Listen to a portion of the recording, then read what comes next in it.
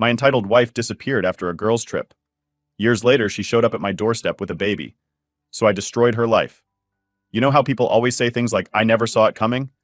Well, that's exactly how it was for me. My wife and I were together for a solid 4 years, married for all of it. I honestly thought we had a good thing going. We had plans, a whole life mapped out, and for the most part, I really thought we were on the same page. Now here's the thing. We both wanted kids, or at least I thought we both did. Right after we got married, we started talking about it seriously.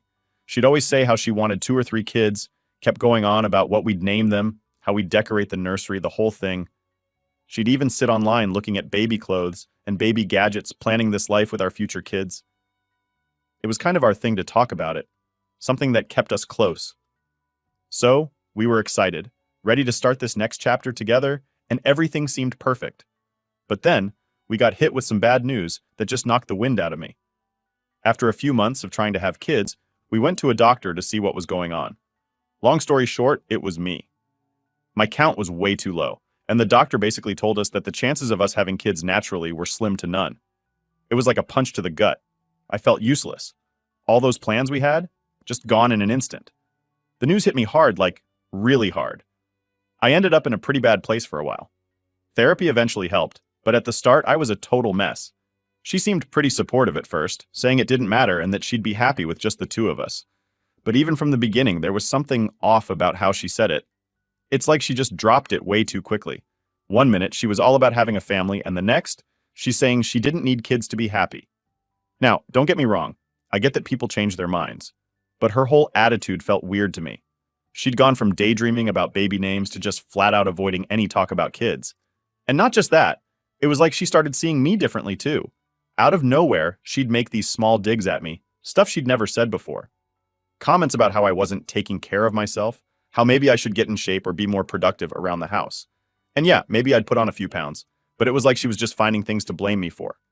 When I confronted her, asking what was up with the sudden attitude change, she'd brush it off.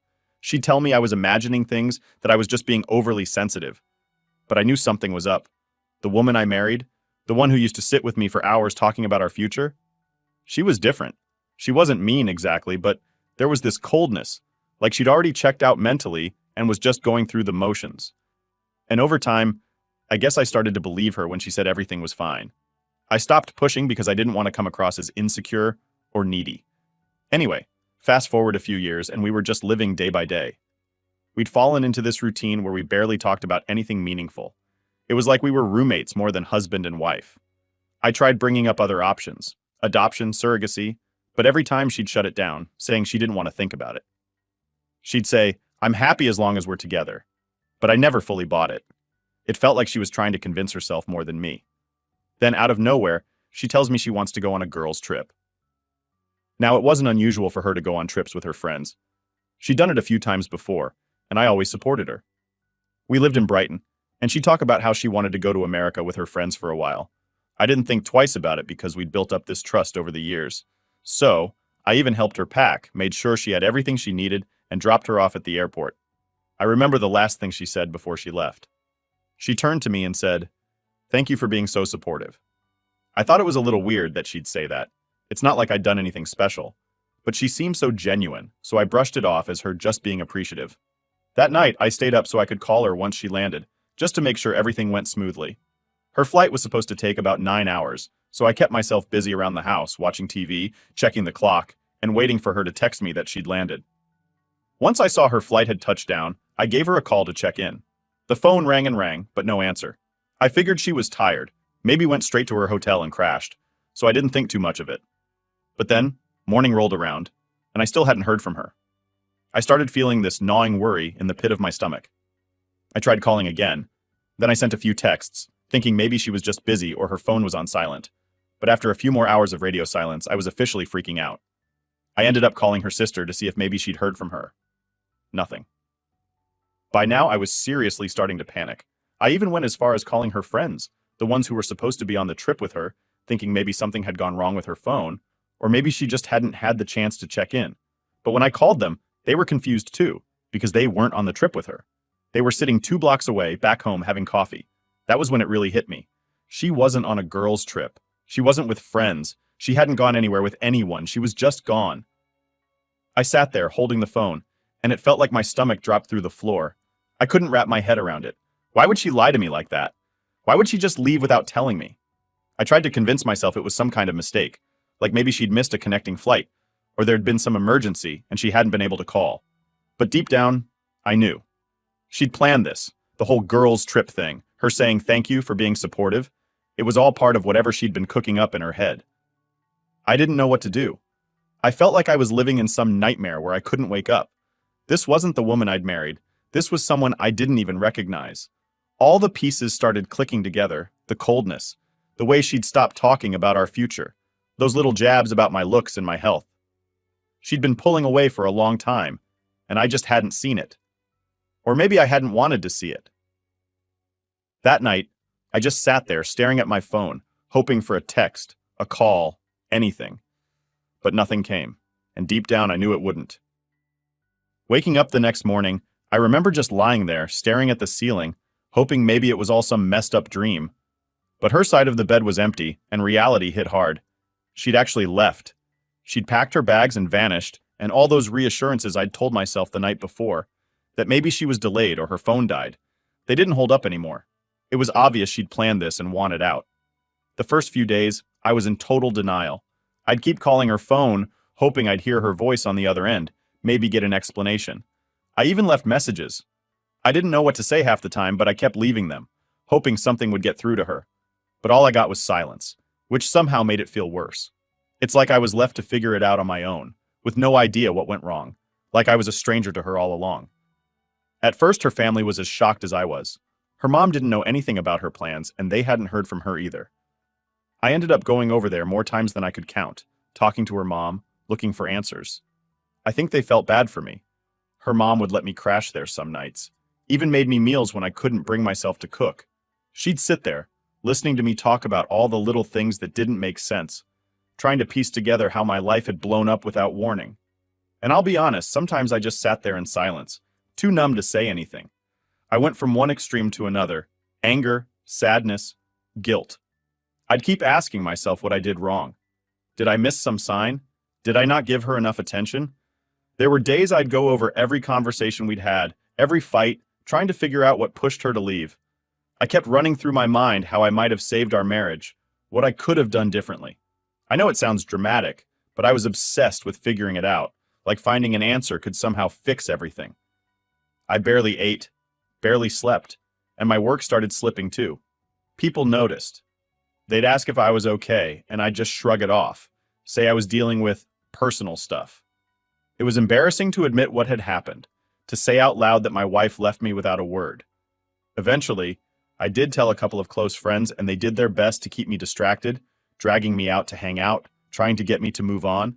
But even when I was with them, I'd be in my head, thinking about her, wondering where she was and why I wasn't enough to make her stay. One of the worst parts was the constant questions from people who didn't know. Neighbors, family friends, even old coworkers who'd heard I was married would ask, "How's married life treating you?" And "How's your wife?" Every time it was like ripping off a fresh scab. I didn't have the guts to tell them she'd left, so I'd just smile, say everything was fine. But that lie felt heavier every time I told it. Therapy ended up being the only thing that helped. I'd never gone before, but after a few months of barely functioning, I knew I couldn't handle it on my own anymore. So I found a therapist and started going every week. Talking to someone neutral, someone who didn't know her or me or any of our baggage, it helped. I'd vent about the anger, the betrayal, the hole she'd left in my life. I'd go on about the sleepless nights, how I'd lie awake replaying everything over and over. The therapist helped me see that there was no magic moment that would have kept her here. She made the choice to leave, and that was on her, not me. That was a hard pill to swallow. For the longest time, I felt like there was something wrong with me, that I'd somehow driven her away. But slowly, I started seeing things differently.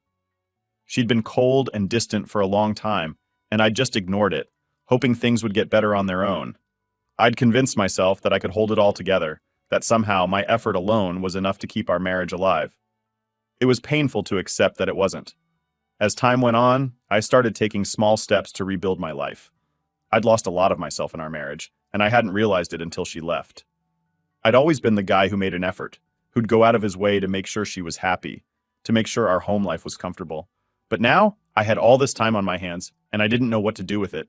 So I started picking up old hobbies again, stuff I'd forgotten about. I went to the gym, started reading books I'd been putting off, even tried cooking new recipes. Work eventually got better too. At first, I was just going through the motions, barely keeping up with my workload. But as I started feeling more like myself, I put more effort into my job. It was one of the few things that made me feel accomplished, like I still had control over something in my life. I'd always been good at what I did, but now I put my all into it. The extra hours, the focus, it paid off in the form of a promotion that I never would have gotten if I'd been wallowing in self-pity. Still, there were days that hurt.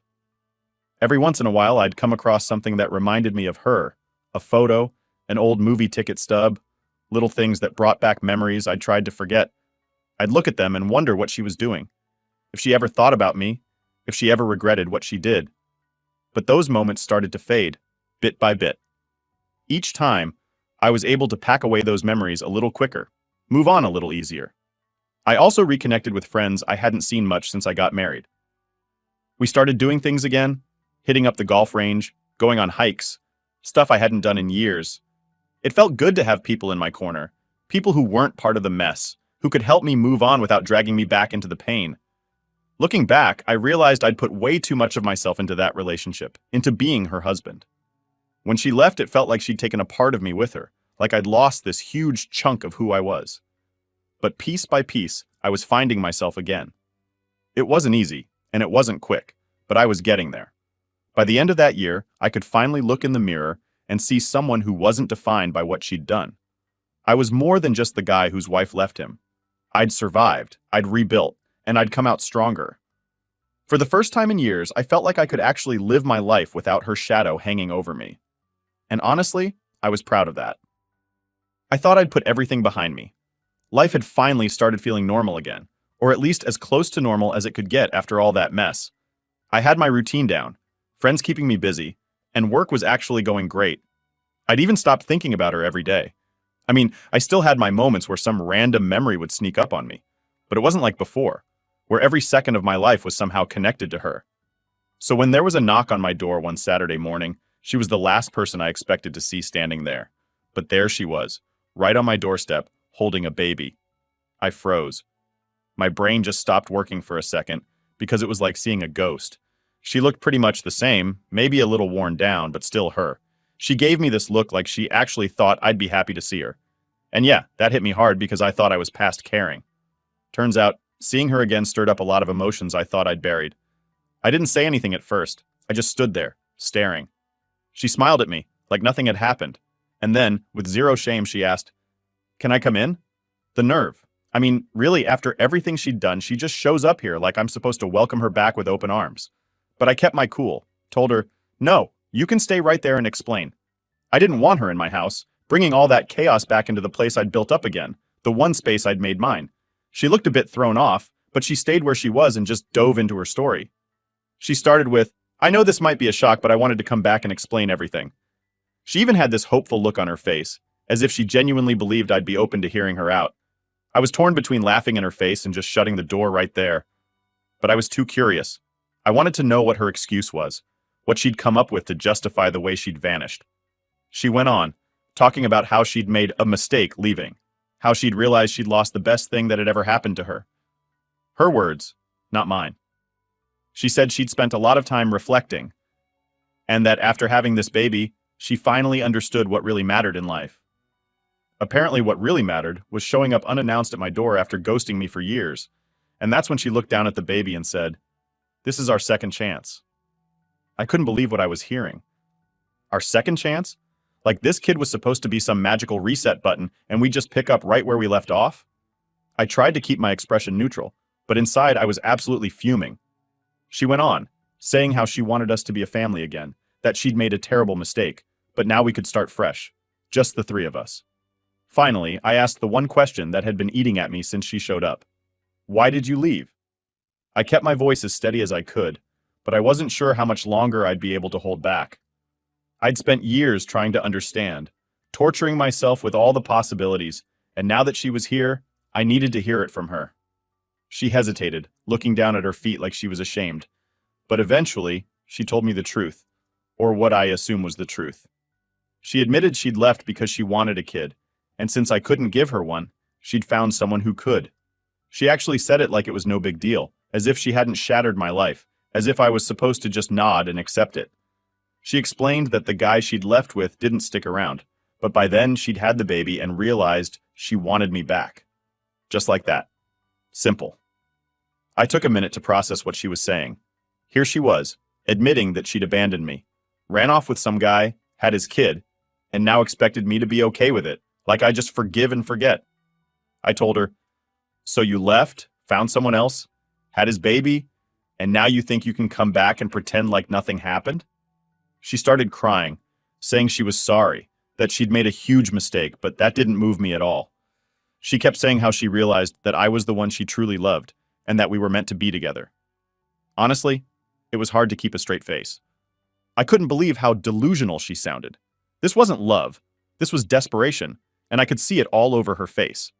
Then she tried to guilt trip me, going on about how it wasn't easy being a single mom, how hard it had been for her. She actually tried to make herself the victim in all this, as if her choices hadn't led to exactly where she was now. She told me she needed my support, that she was ready to make things work this time. The whole time I just kept thinking, who does she think I am? I stood there, taking it all in, but at this point, I was done listening. I told her straight up, "Look, you made your choice a long time ago, and now you have to live with it. There's no second chance here." She looked stunned, like she'd never even considered that I'd say no, like she really thought she could just waltz back into my life because it was convenient for her. And then, just when I thought she'd finally get it and leave, she got mad.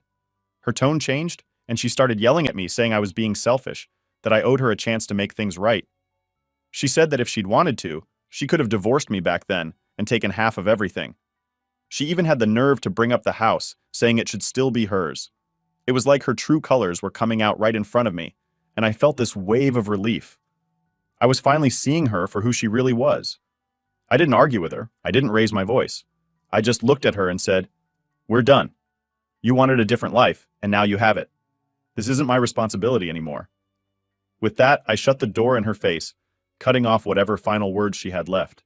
Standing there, hearing her muffled shouts from the other side of the door, I felt this strange calm wash over me.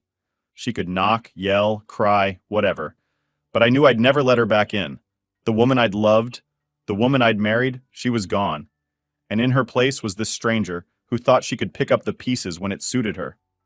I walked away from the door and sat down, feeling lighter than I had in years. After I slammed the door on her, I thought that was it. I figured she'd get the message and just leave. But no. Instead, she started banging on the door, yelling all kinds of things. I couldn't believe the nerve. There I was, in the one place that was mine, the one place I'd managed to rebuild from the mess she'd left me in, and she had the audacity to stand there, demanding I listen to her. At first, I thought about ignoring it, just letting her scream until she got tired. But then I got curious. I wanted to hear what kind of reasons she'd come up with this time. So, I opened the door, just a crack, enough to show her that I was listening but not letting her in. She looked like she'd just taken a slap to the face, probably shocked that I hadn't given her the reaction she wanted. She launched into this whole monologue about how she was willing to forgive me for slamming the door on her, and how she was ready to start fresh, like we were just having a normal spat, not dealing with her abandonment. She kept going on about how we could make things work if we both put in the effort. At that point, I couldn't hold back. I laughed, actually laughed, because the sheer nerve of this woman was beyond anything I'd ever seen. She looked furious when I did that, like I was supposed to feel bad for not taking her seriously. I told her, "You left. You had your chance and you threw it all away. I'm not just going to pretend none of that happened because you feel like it." Her face went red, and she started saying things like, "You don't understand how hard it was for me." She went on about how she'd been so lost after leaving, and how she'd realized too late that she'd made a mistake. But I wasn't buying it. I told her that leaving was a choice she made. She had planned it, lied about it, and then went through with it. Her regret didn't mean anything now. And that's when she snapped. Her whole tone changed. She dropped the sad, remorseful act and started going off on me, saying how I was being unfair, how I didn't have the decency to give her another chance. She actually had the guts to say, if I'd wanted to, I could have taken everything from you back then. I could have taken half of everything you own. I just stood there, amazed. This woman, who'd left me without a word, now thought she was entitled to some kind of reward for not trying to ruin me financially, like she deserved credit for not being as terrible as she could have been. I told her, So what? Am I supposed to be grateful? Grateful that you only ditched me and didn't take my stuff with you? She stared at me, her face a mix of anger and something else. Maybe desperation, maybe guilt. But honestly, by that point, I didn't care. I was just done. All those years I'd spent feeling guilty, questioning myself, wondering if I was somehow responsible for her leaving, they melted away right there. I finally saw her for who she was, and it felt like the weight I'd been carrying around was finally lifted. She wasn't done, though. She started pacing on my porch, ranting about how I'd never find anyone like her, and how I'd regret not giving her another chance. She actually tried to make me feel like I was the one who was missing out by not taking her back. It was bizarre.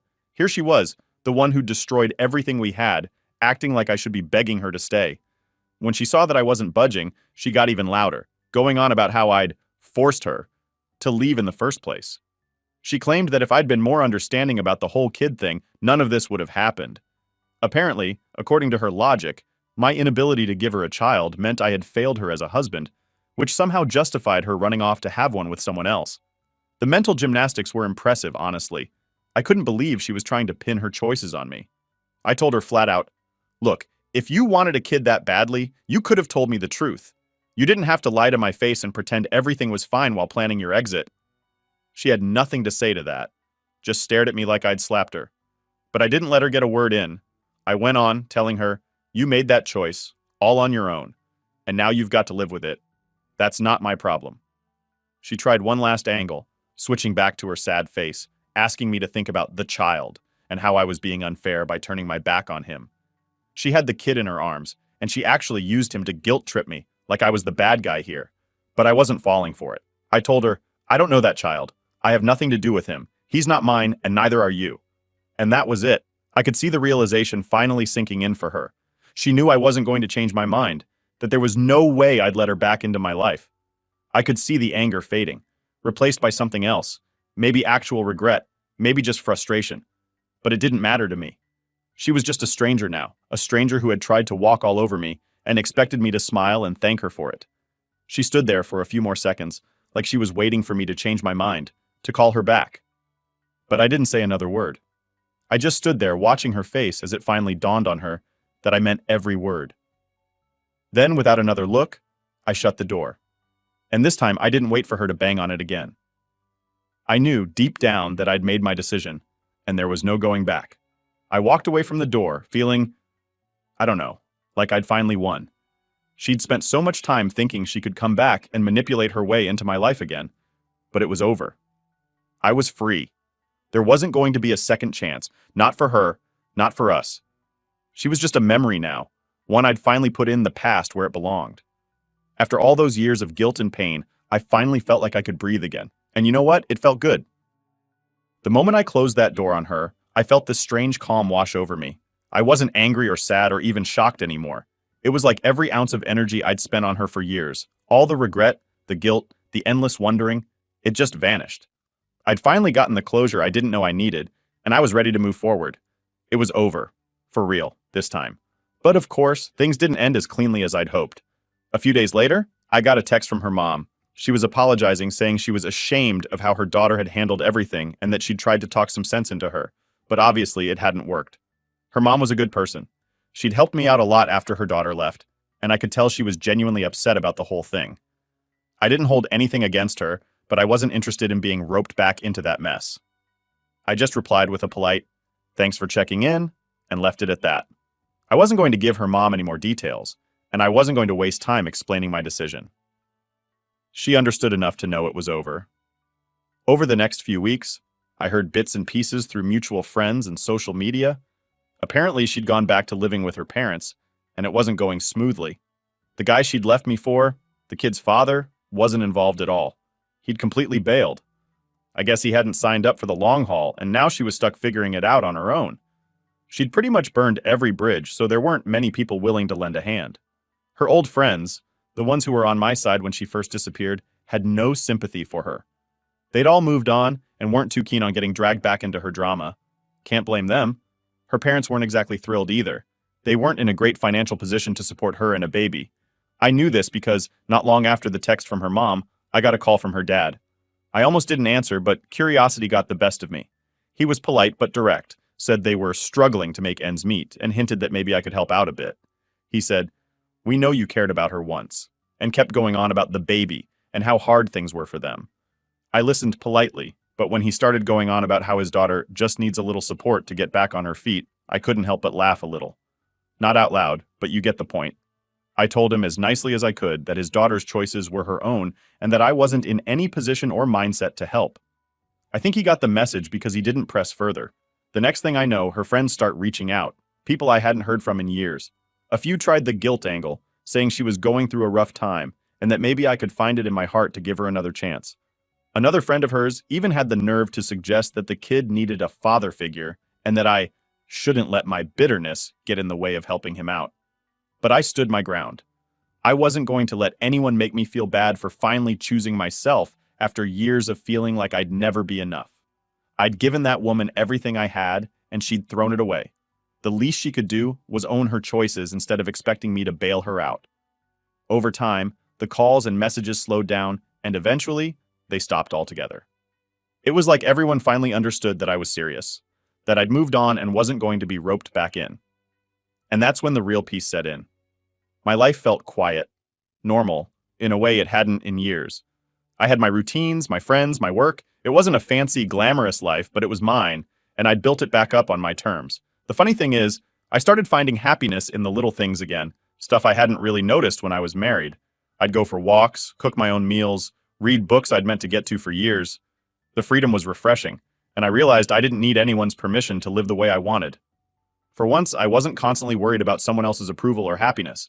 It was like I'd gotten my life back, piece by piece. Every now and then, I'd run into someone who knew both of us, and they'd ask, "Hey, whatever happened with her?" I'd give a brief, polite answer and change the subject. It wasn't that I was hiding anything. I just didn't want to keep revisiting a chapter that was so clearly over. She was part of my past, and I'd finally learned how to leave her there. As for her, last I heard, things weren't going great. She was struggling to keep a job, still bouncing between her parents' place and friends' couches when she wore out her welcome. People I barely talked to anymore would message me occasionally, telling me she was asking for help from just about anyone who'd listen. Some of them even hinted that she was hoping I'd change my mind, that maybe I'd come around and decide to play dad to her kid after all. But that wasn't going to happen. I'd spent too much time and energy getting my life back to even think about going down that road. I wasn't going to be her safety net. Wasn't going to be the guy who picks up the pieces just because things didn't work out the way she planned. I was done with that chapter, and nothing was going to drag me back. In the end, I feel like I got the closure I needed. She'd made her choices, and now she was dealing with the consequences. And me? I finally felt free, truly, genuinely free, in a way I hadn't felt since the day she left. I was done letting her shadow hang over my life. I'd moved on, and I was content. Not happy in some big, dramatic way, but quietly, peacefully content. And you know what? That was enough.